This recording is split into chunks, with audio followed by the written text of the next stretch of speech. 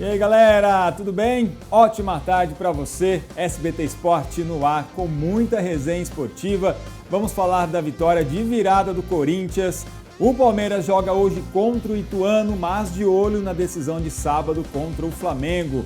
Tem Santos também, informações do São Paulo e atualizações da prisão do Daniel Alves. Como você sabe, se quiser participar do nosso programa, é só mandar o WhatsApp no 18 991437891. Caio Esteves, boa tarde. Rodolfo, como é que vai? Beleza? Mais um dia aí, vamos que vamos. Pelo menos a gente teve jogo para mostrar, né? Porque tá difícil. Quando tem jogo 0x0, teve muito no fim de semana. Pelo menos teve um pouquinho de gol aí pra gente mostrar pro pessoal. Boa tarde para todo mundo aí de casa. E o Corinthians levou susto no comecinho do jogo, mesmo assim venceu o Guarani de virada e assumiu a liderança do Grupo C.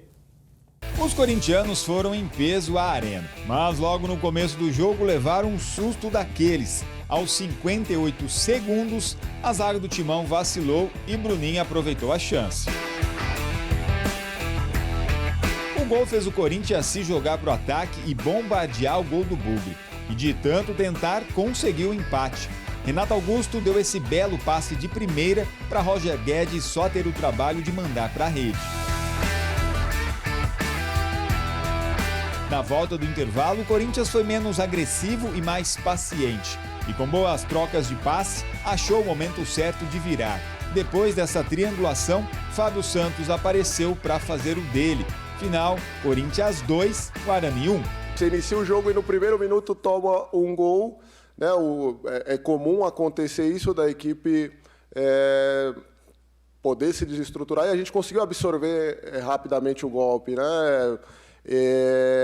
Ainda teve uma, duas finalizações aí na sequência, o outro time percebe e tenta aproveitar esse momento e a equipe conseguiu suportar bem e logo com 10 minutos já estava inteira no jogo. É um risco nesse momento você querer acelerar demais, a gente conseguiu ter a calma, a paciência de construir, de permanecer dentro da ideia do que a gente tinha projetado para o jogo. E aí foi crescendo, foi criando situações, foi finalizando, foi gerando oportunidades e no final do primeiro tempo, né, merecidamente chegou ao empate. E a gente tem tido, né, foram 4 jogos, nem todos foram no 4-4-2 losango. A gente trabalha também o 4-3-3 e inclusive durante os jogos e hoje também no momento trouxemos 2 jogadores pelo lado e voltamos a um 4-3-3, faz parte do nosso plano de jogo. As duas circunstâncias entendemos o que uma traz e o que a outra traz de benefício.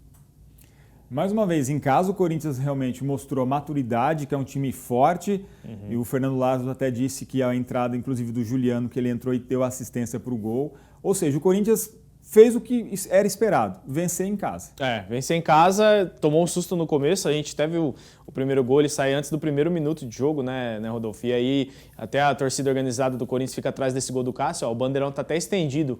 É uma tradição, né? Quando começa o jogo, a torcida organizada ela abre o bandeirão, fica agitando o bandeirão, depois recolhe para ver o jogo. Alguns nem viram o gol. Né? Teve muita gente que acabou nem vendo o gol ali do Guarani, mas o Corinthians teve maturidade, conseguiu jogar bem. Eu acho que ele falou no finalzinho aqui aí da entrevista sobre a questão tática, o Corinthians está jogando num 4-4-2, começando jogando dessa forma, e aí varia de acordo com o adversário. Ontem ele fez o quê? Ele pediu para os laterais do Corinthians, no segundo tempo principalmente, subirem muito mais do que o normal. Então eles ficaram praticamente jogando como pontas, o Fábio Santos e o Fagner. Então o resultado a gente viu que realmente deu super certo, porque o Fábio Santos ele faz o segundo gol, participa da jogada e consegue fazer o cabeceio.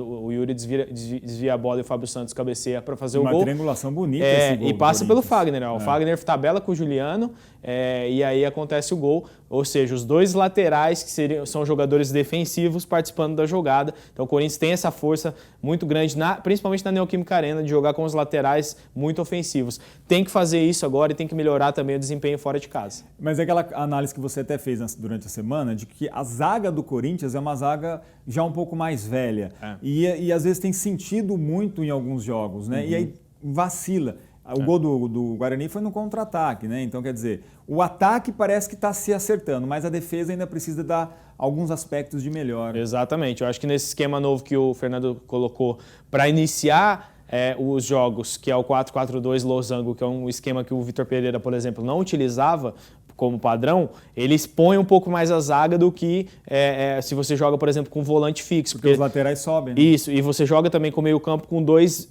jogadores meias centrais, não tem um volante especificamente, são 2 jogadores que jogam mais avançados no meio. Então a zaga fica mais exposta. Tem que equilibrar para acontecer isso. Tanto que o jogo melhorou ontem, a hora que o Rony entrou, o Pardini, e ele começou a fazer o trabalho de volante, protegendo a zaga. Então tem toda essa variação aí que o Fernando está usando. Por enquanto está evoluindo, a gente está vendo evolução no Corinthians. Beleza, então vamos falar um pouquinho agora do Palmeiras, que joga hoje contra o Ituano pelo Campeonato Paulista. Só que o Verdão está de olho no Flamengo, porque no sábado tem a decisão pela Supercopa do Brasil. O ano do Palmeiras não começou muito tranquilo. O time não deslanchou ainda no Paulistão. É o terceiro colocado do grupo D com 5 pontos. Nesse momento, fora da zona de classificação. Nas 3 rodadas do Paulistão, o time empatou na estreia em 0-0 com o São Bento, venceu por um placar magrinho o Botafogo de Ribeirão Preto, 1-0, e empatou em 0-0 o clássico contra o São Paulo. Resultados ruins que expuseram críticas públicas do Abel Ferreira à diretoria. Porque o nosso clube tem uma coisa, eu não sei se é boa ou é má, mas quando é para reclamar, nunca reclama publicamente. Vai sempre através do e-mail, não é? É da arbitragem, vai por e-mail, é tudo por e-mail. E não pode ser. Basta. Não é? Treinador treina, jogadores jogam e a direção tem que dirigir. E a dirigir é posicionar-se. O clima fez alguns torcedores extremistas exagerarem nos protestos. Essa semana, muros da academia de futebol foram pichados. Mesmo com esse clima, os jogadores estão concentrados no que importa, jogar bola. Durante a preparação para o jogo de hoje contra o Ituano fora de casa, os atletas estavam bem tranquilos e empenhados. Jogo também que também nos prepara para a final, né? E a gente sabe que cada jogo é um jogo que nós nos preparamos mentalmente e fisicamente também, né? Até porque é o começo de temporada, tá todo mundo, né, querendo mostrar trabalho. Para o jogo de logo mais, o Palmeiras deve ir com o time praticamente todo reserva, já que no sábado tem a final da Supercopa do Brasil contra o Flamengo. O Palmeiras deve ir a campo com Everton, Garcia, Kusevich, Luan e Vanderlan, Jailson, Atuesta e Bruno Tabata, Breno Lopes e Rafael Navarro. Depois do jogo do Ituano é virar a chavinha e já pensar na final, que vai ser um jogo muito bacana de se jogar, um jogo de muita estratégia também e de muita garra.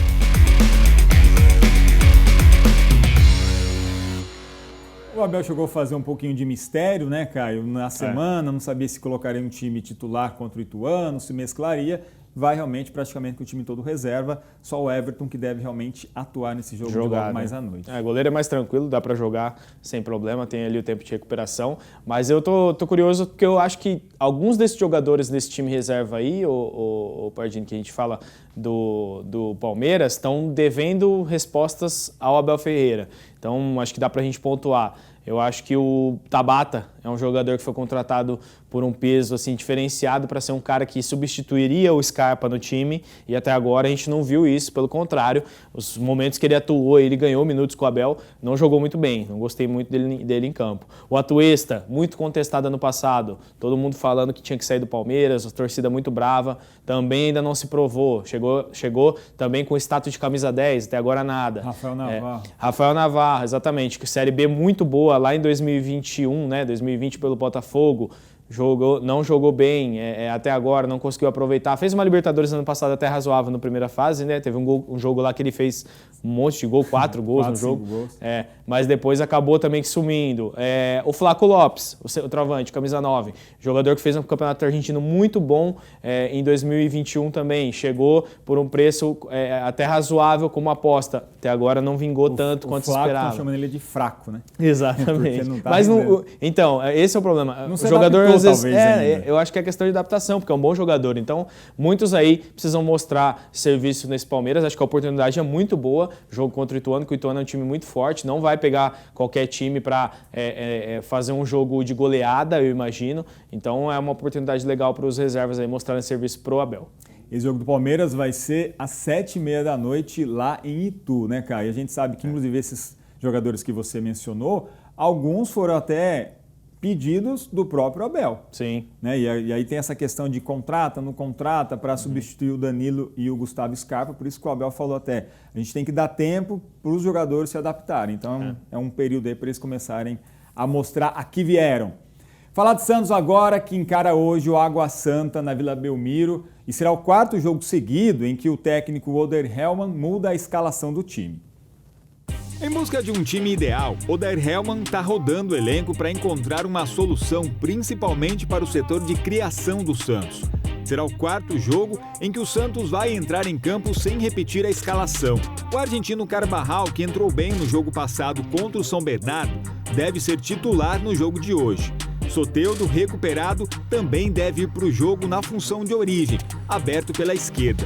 O Santos deve ir a campo com a seguinte escalação: João Paulo, João Lucas, Messias Maicon e Lucas Pires, Rodrigo Fernandes, Sandri e Carvajal, Ângelo, Marcos Leonardo e Soteldo.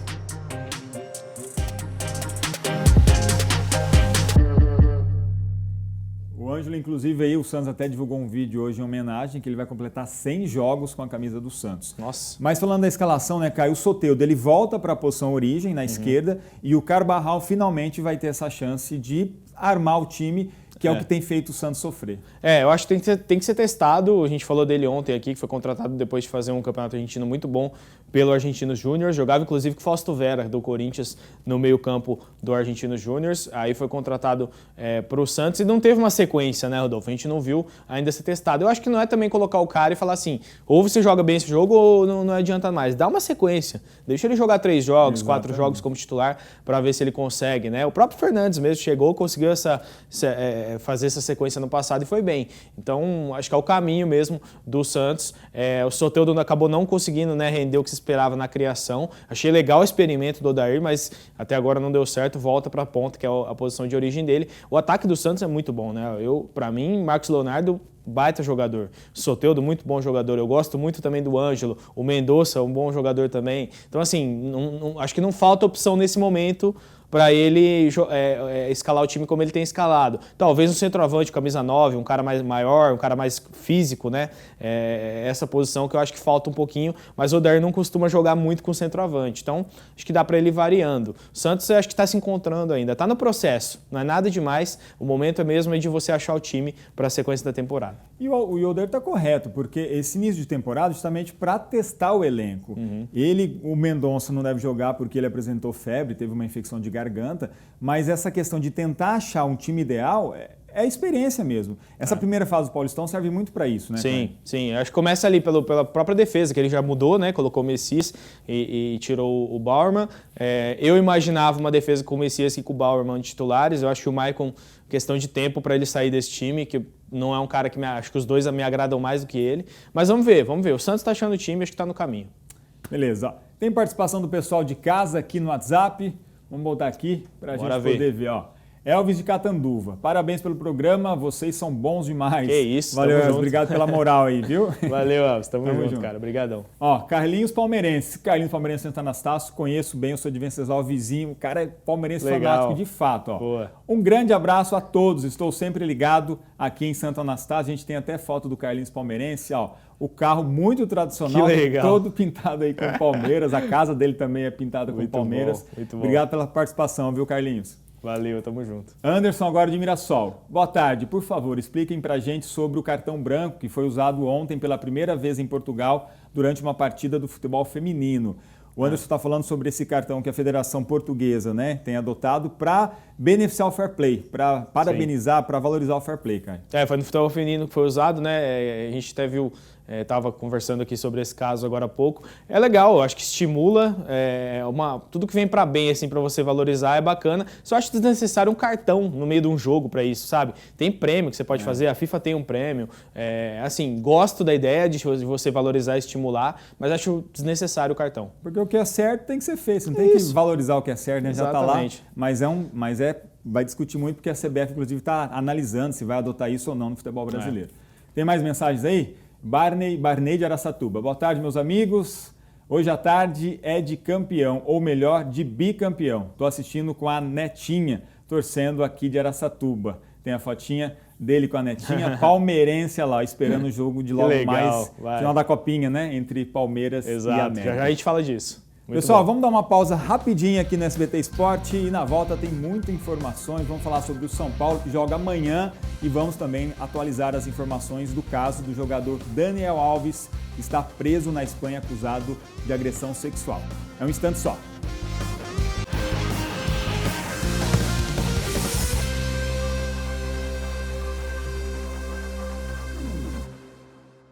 De volta com o SBT Esporte para falar agora do São Paulo, que entra em campo amanhã, e o time do Rogério Ceni vai encarar a Portuguesa no Morumbi. Tempo para o treinador acertar detalhes, principalmente no ataque. No treino de reapresentação após o clássico contra o Palmeiras, o técnico Rogério Ceni aproveitou para treinar finalização. O treinador pretende ter uma equipe mais solta no ataque para melhorar o desempenho dos jogadores nesse quesito. Nos 3 jogos até aqui no Paulistão, o São Paulo marcou apenas 2 gols. O clube trouxe 4 novos atacantes para compor o elenco, e Caio Paulista também deve dar as caras por aqui. O jogador já se despediu do Fluminense e deve chegar ao São Paulo por empréstimo. Hoje vê um time bem competitivo, acho que, como eu falo, é pouca coisa que a gente precisa melhorar e algumas coisas de trabalhar posicionamento defensivo, que nós temos feito trabalhando em setores separados, acho que a gente já vem melhorando, uma peça ou outra que chegue, mais os jogadores que vão amadurecendo no elenco, vão criando casca no elenco. Eu acho que pode ser um ano que possa ter uma expectativa novamente como foi o do ano passado, porque você ter a possibilidade de chegar em finais ou a possibilidade de jogar de igual para igual com a maioria dos clubes já é um motivo de orgulho. O torcedor de São Paulo pode realmente ficar esperançoso? Eu acho que sim, acho que o time é mais competitivo do que o do ano passado, e já era um time competitivo ano passado, já fez uma temporada que a gente considerou boa, né, Rodolfo? A gente fala aqui, final de Sul-Americana, tudo bem que a final jogou mal pra caramba, mas podia ter conquistado esse título, né? Então, assim, é um momento de crescimento, mas o São Paulo tá contratando bem até, para um time que tá, né, com dificuldade financeira, tá conseguindo bons empréstimos ali, que você não tem que comprar o passe do cara para pagar aqueles absurdos que a gente fala de futebol, o quanto é inflacionado, né, o futebol, jogadores assim medianos valem milhões, então o São Paulo está conseguindo fazer ali uma janela razoável, está montando um time até ok, até não acho que é um time ruim não, é um time para brigar, possivelmente se a gente tiver aqueles G8, G7, que para mim é também bizarro você ter quase 10 vagas para a Libertadores, é capaz de São Paulo conseguir vaga para a Libertadores sim. Beleza. E hoje tem decisão da Copinha, São Paulo entre Palmeiras e América Mineiro, e as crias do Verdão entram em campo em busca do bicampeonato. No último treino antes do jogo, teve brincadeira de roda entre os jogadores para dar aquela relaxada. O técnico Vitor Gomes também aproveitou para fazer ajustes de posicionamento na defesa e na movimentação do ataque. O Palmeiras entra em campo em busca do bicampeonato da Copinha. O atacante Vitinho, campeão no ano passado, comentou o momento da equipe e não descartou a ansiedade para o jogo. Sempre tem aquele frio na barriga, claro, mas aquele frio gostoso que é bom de sentir, e acho que a gente está bem preparado para essa final e tenho certeza que todos também estão sentindo esse friozinho, mas é um frio de sensação boa e que a gente vai poder e vai fazer um grande jogo. O Palmeiras chega à decisão invicto, com 28 gols marcados e apenas 3 sofridos. A gente está bastante eficiente nisso, tanto no fazer quanto no não tomar, e a comissão e todos dessa área aí tá ajudando bastante a gente para poder entrar concentrado bastante para que tudo isso possa acontecer.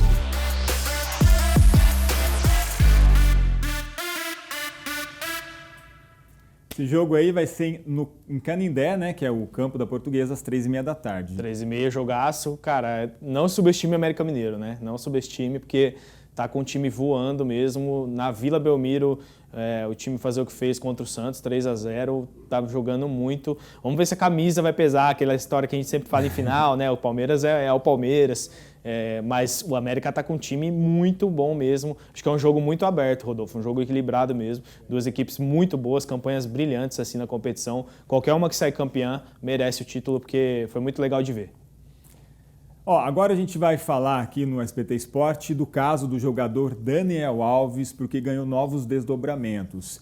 Ele continua preso na Espanha, acusado de agressão sexual, e segundo informações da imprensa espanhola, o jogador teria pedido para prestar um novo depoimento à justiça para tentar esclarecer contradições. A reportagem é da Amanda Campos. Agora, quem também faz parte da defesa do lateral direito é Cristóbal Martel Pérez Alcalde, um dos especialistas em direito penal mais famosos da Espanha. O advogado já defendeu Lionel Messi em denúncias de fraude fiscal e representou o Barcelona no processo que apontava irregularidades na contratação de Neymar. A defesa de Daniel Alves deve se concentrar agora em responder a mais uma denúncia. De acordo com o jornal catalão La Vanguardia, uma outra mulher testemunhou contra o atleta brasileiro no caso em que ele está sendo investigado por agressão sexual. A publicação diz que esta mulher seria amiga da espanhola de 23 anos que denunciou Daniel Alves e que as duas estariam juntas na casa noturna em Barcelona na noite em que teria acontecido o crime. Às autoridades, esta nova testemunha diz que o atleta também tocou em suas partes íntimas de uma forma não consensual. A conduta coincide com a relatada no depoimento dessa jovem de 23 anos que acusa o atleta, segundo os jornais espanhóis. A imprensa local destaca também que a descrição feita pela denunciante sobre uma tatuagem íntima de Daniel Alves foi determinante para manter o jogador detido. Isso porque, ao ser confrontado pela juíza do caso, o lateral mudou a versão do depoimento, admitindo pela primeira vez que fez sexo com a jovem, mas segundo ele, de forma consensual. Nas redes sociais, a modelo Juana Sanz, esposa de Daniel Alves, publicou um vídeo agradecendo as mensagens de apoio que vem recebendo após a prisão do jogador. Delicado esse caso do Daniel Alves, né, Caio? Demais, demais. Tem muito que a gente falar até a conclusão das investigações, né? Claro que a gente tem que preservar principalmente a vítima no caso desse, mas eu acho que também é sem passar pano, Rodolfo. Se aconteceu e se for confirmado a culpa e ele for condenado, é cadeia e tem que pagar e poucas ideias, como a gente fala na gíria da rua, né? Igual aconteceu mais ou menos com o Robinho. Para mim é um absurdo o Robinho estar solto no Brasil, ele tinha que cumprir a pena dele, ele tinha que estar na Itália, preso, para pagar o que ele fez. Vamos ver se prova isso, né? Claro que tem toda uma investigação, tem também o lado do Daniel Alves que merece ser ouvido sim, toda a história tem dois lados, mas aí se a investigação comprovar realmente que seja feita a justiça lá da Espanha. E a gente não está aqui para julgar, né? Porque a justiça tem esse papel, mas o Daniel ele fez alguns depoimentos contraditórios. Inicialmente ele disse que não conhecia a moça, depois que conhecia que teria feito sexo consensual, e foi esses depoimentos, inclusive, foi o que levou a justiça a manter ele preso inicialmente, depois da prisão preventiva. E agora sim, esse caso vai se desdobrando porque normalmente ele ficou preso principalmente porque a justiça espanhola não permitiu que ele fosse liberado no dia que ele prestou depoimento, justamente para ele não correr o risco de vir ao Brasil, porque ele tem condições financeiras para isso, e aí a justiça acabou deixando ele preso porque o Brasil não tem acordo de extradição dos seus cidadãos. Mas claro que a gente vai continuar acompanhando essa história do Daniel Alves. Gente, por hoje é só. Muito obrigado aí pela sua companhia. Valeu mais uma vez, boa quarta-feira e a gente se vê amanhã. Até amanhã, valeu!